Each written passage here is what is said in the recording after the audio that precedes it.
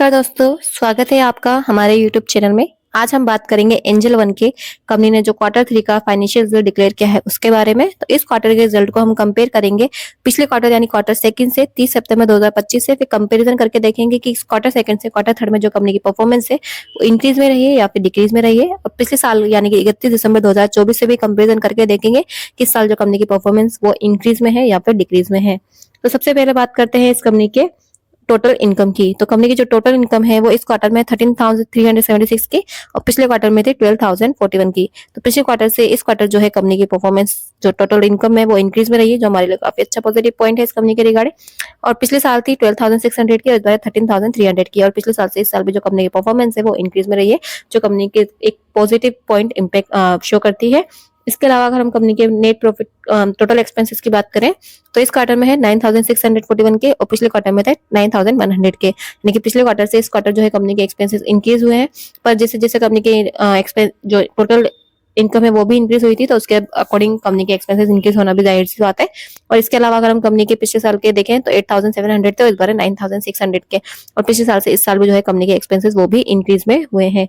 इसके अलावा अगर हम बात करें कंपनी के प्रॉफिट फॉर द पीरियड की, तो इस क्वार्टर में कंपनी का जो प्रॉफिट है वो है 2,600 का और पिछले क्वार्टर में था 2,100 का। यानी कंपनी का जो प्रॉफिट है वो भी इंक्रीज में रहा है। और पिछले साल था 2,800 का और इस बार है 2,600 का। पर पिछले साल से इस साल जो है कंपनी की परफॉर्मेंस प्रॉफिट की वो डिक्रीज में रही है, पर जो क्वार्टरली वाइज वो है इंक्रीज में रही है।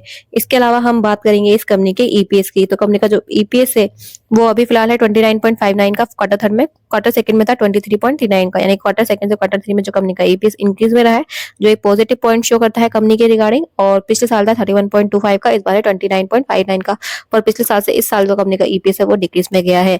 तो ये थी इस कंपनी के फाइनेंशियल रिजल्ट की। तो कंपनी के जो हमने फाइनेंशियल रिजल्ट देखे उसमें कंपनी के रेवेन्यू वगैरह काफी अच्छे, बस कंपनी का जो प्रॉफिट है वो जरूर डिक्लाइन में गया है पिछले साल से इस साल। ओवरऑल बाकी सारी परफॉर्मेंस काफी ठीक रही है।